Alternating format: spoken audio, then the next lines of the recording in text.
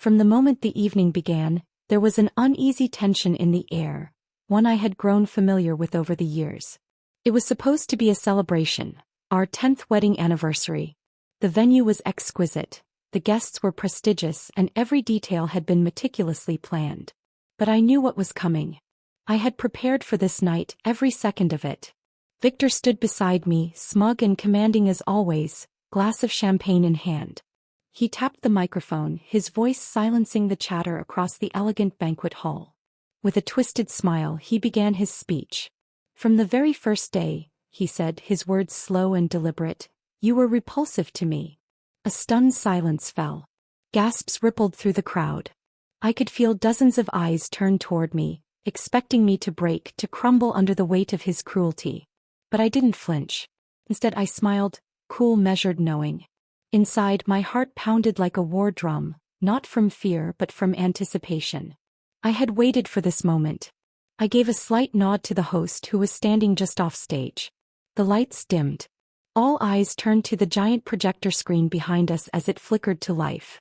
Victor turned in confusion. And then horror. On the screen played everything he thought he had hidden. Secret footage, captured audio, all carefully curated and timed. Scenes of betrayal, emotional abuse, and infidelity unraveled for the entire room to witness. His affair with a younger woman. His condescending mockery of me behind closed doors. His cruel, dismissive words caught on camera. He stood frozen, helpless as the polished image he'd cultivated for years collapsed in front of friends, colleagues, and business associates. This moment wasn't just revenge. It was liberation. I had spent a decade building this trap. Each lie he told, every insult he hurled, carefully catalogued and preserved. And now, in front of everyone he ever tried to impress, the truth was laid bare. The story I'm about to share with you, while fictional, is rooted in very real emotions. Betrayal, survival, and the quiet power of reclaiming one's life. So sit back and let me take you to the beginning. To the outside world, Elena and Victor appeared to be the epitome of a perfect marriage. They were the couple others envied, polished, successful, and seemingly in sync. Victor, a charismatic and sharp-witted businessman, was admired in every boardroom. His name was synonymous with power and prestige. By his side stood Elena, elegant and intelligent, always poised, always supportive.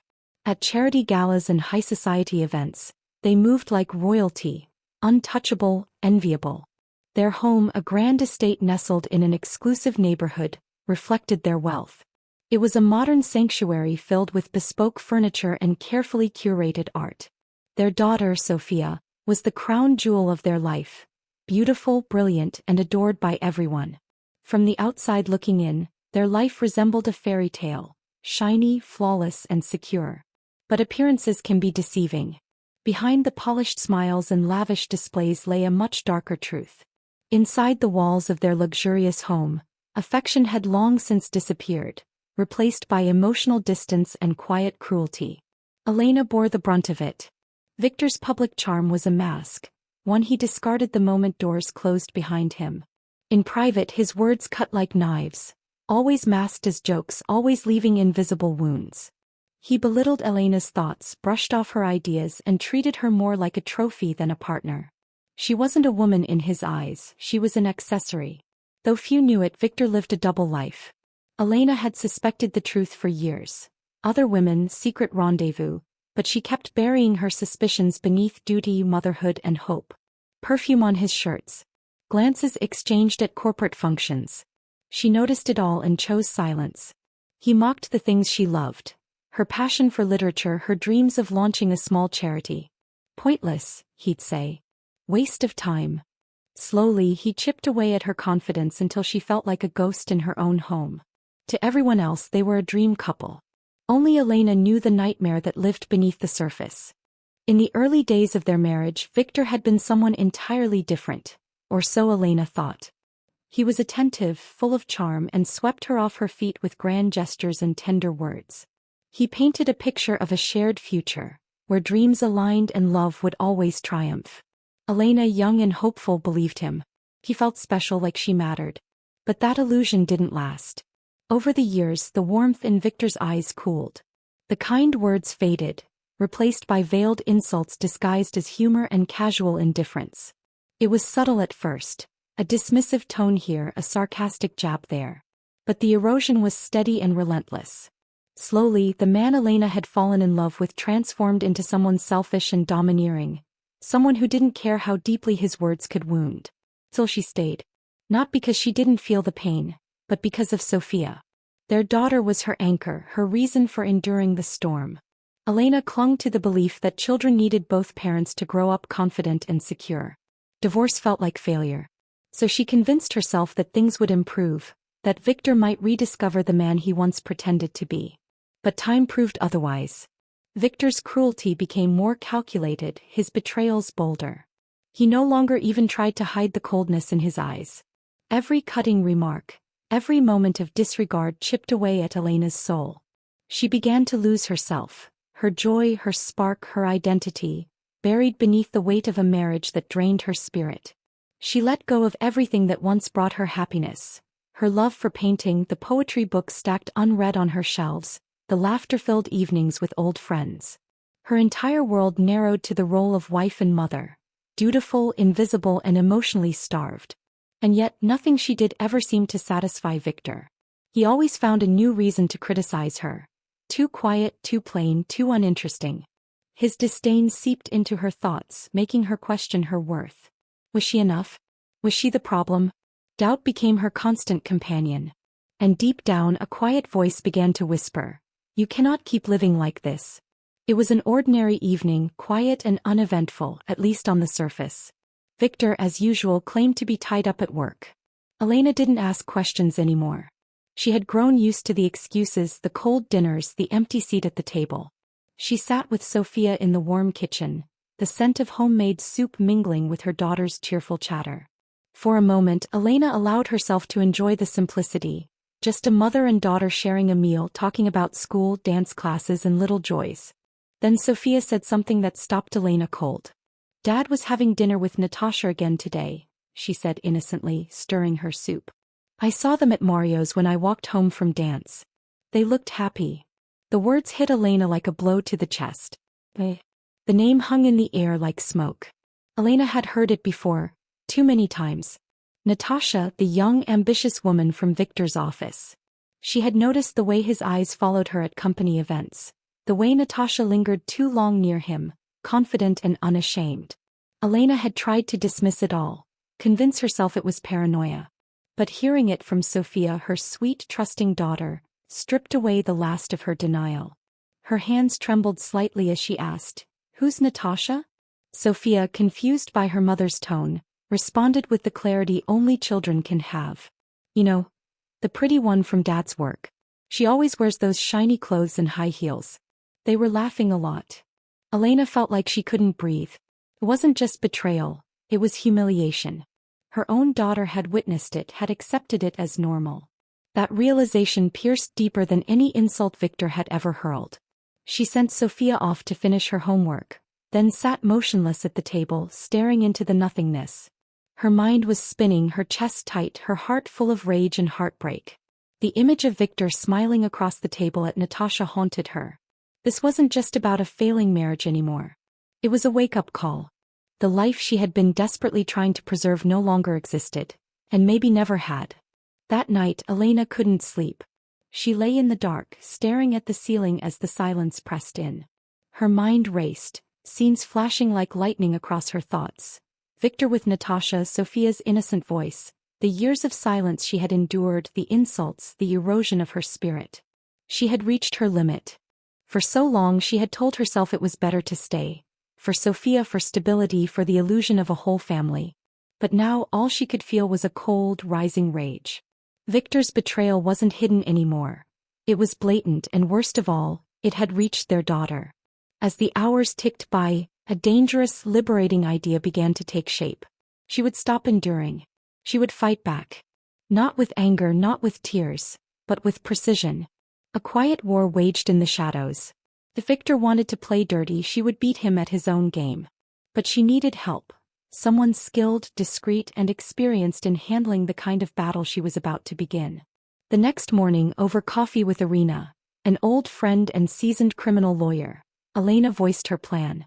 Irina listened, then nodded solemnly. You need a specialist, she said. Someone who understands family cases inside and out. I'll connect you. That's how Elena met Dmitri, a lean, sharp-eyed investigator with a calm, no-nonsense demeanor. In his modest office she told him everything. Years of pain poured out in detail. Victor's coldness, his control, the suspected affairs, the psychological warfare. Dmitri remained composed, taking notes in a worn leather notebook. We'll need hard evidence, he said. Photos. Videos. Recordings. Witnesses. The more we have, the stronger your case will be. Elena nodded, her jaw tight. She was ready. She began keeping a secret journal, documenting every cruel comment, every lie, every manipulation. She recorded conversations using a hidden device, capturing Victor's venom in his own voice. It was emotionally draining, each entry reopening wounds she had tried to seal, but she kept going. Meanwhile, Dmitri shadowed Victor, installing discreet cameras, tracking his movements and watching his interactions with Natasha. Elena wasn't just gathering evidence. She was reclaiming her power, one quiet, calculated step at a time. The battle for her freedom had begun. While Dmitri worked in the shadows, Elena took the next crucial step, securing her legal defense. At Irina's recommendation, she met with Maria Ivanovna, a sharp-minded family lawyer in her 50s known for her no-nonsense attitude and laser-focused strategy. In a modest, orderly office filled with legal texts and carefully organized case files, Elena laid out the truth. The emotional abuse, the years of silence, the infidelity, and the overwhelming evidence she had gathered. Maria reviewed everything with a critical eye. Photos, audio recordings, journal entries, and surveillance footage from Dmitri. This is more than enough to make a strong case, Maria said plainly. With this you have the upper hand. Custody of Sofia, a fair settlement, possibly more. Elena exhaled, her shoulders dropping slightly. For the first time in years she felt something close to hope. Maria leaned in. But you must move carefully. Strategy is everything now. First, secure your finances. Elena listened intently as Maria outlined the steps. Open a personal bank account, quietly transfer small amounts from the shared business account she co-managed with Victor, and gather any financial records that proved her contribution to the family's wealth. Elena followed every instruction to the letter. Each transaction was calculated, small enough not to raise suspicion, yet steady enough to build her safety net. She was precise, patient, and cautious. Victor, still basking in his own arrogance, didn't suspect a thing. At home, Elena continued playing her role with perfection. She prepared Victor's favorite meals, asked about his day, and smiled at all the right moments. The hypocrisy of it all made her sick, but she kept her mask on. Sofia remained blissfully unaware. Elena poured herself into being a present, loving mother, reading bedtime stories, helping with homework, taking walks to the park. Her daughter's joy became her armor, shielding her from the daily toll of pretending. By night, Elena was a tactician, plotting every detail of her escape, adding more proof to her files and meeting quietly with Maria. By day she was the dutiful wife, calm, supportive, and entirely unthreatening in Victor's eyes. But behind her steady smile a fire was building. She was no longer surviving. She was preparing to rise. Months passed, each day stretching like a quiet battle. Elena lived in duality. By daylight she wore the mask of the perfect wife. By night she honed her strategy, gathering strength for her final move. Every smile was rehearsed, every word measured. It was exhausting, yes, but it was necessary. Victor, blind in his arrogance, suspected nothing. He continued living as he always had, late nights, whispered calls, lies too shallow to fool anyone who was truly watching. But Elena didn't confront him. Not yet. She waited, calm and deliberate. Then one evening, as they sat across from each other at the long, polished dining table, Victor swirled a glass of wine and said something that made Elena's pulse quicken. Not in fear but in anticipation. You know, Elena, he said, we should celebrate our 10th anniversary. Something big. A real party. Friends, colleagues, everyone who matters. Elena looked up, her expression smooth as silk. Inside, a fire lit. That sounds wonderful, she said, her voice warm and controlled. Let me handle the details. Victor smiled, satisfied. He had no idea what he had just handed her. the perfect stage for his downfall. Elena threw herself into planning the event, booking the city's most prestigious venue, curating an elite guest list filled with powerful figures from Victor's business and social world, hiring a live band, selecting every detail with care. To everyone else, it looked like a celebration of love and success. But to Elena it was a battlefield. Behind the scenes, every legal document had been finalized. Her lawyer Maria had reviewed every line of the divorce papers. The financial arrangements were complete. Sophia's school transfer was confirmed. Elena had already secured a position in a new city, far from Victor's reach, where she and Sophia could begin again. And still she smiled. She dressed for the role. He played the part. To the outside world she was the picture of a devoted wife preparing to honor a decade of marriage. Only Elena knew the truth. This was not a tribute. This was the beginning of the end. And she was going to make sure Victor never saw it coming.